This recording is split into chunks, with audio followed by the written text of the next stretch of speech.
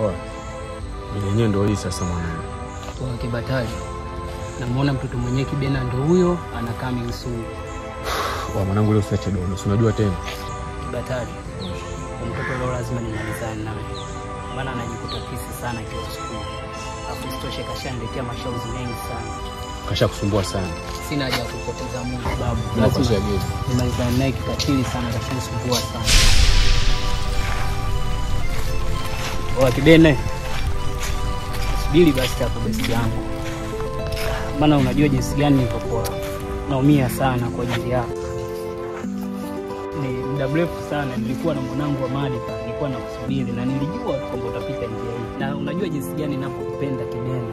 Isitoshe, nimemiss sana hata kislabu kipenzi.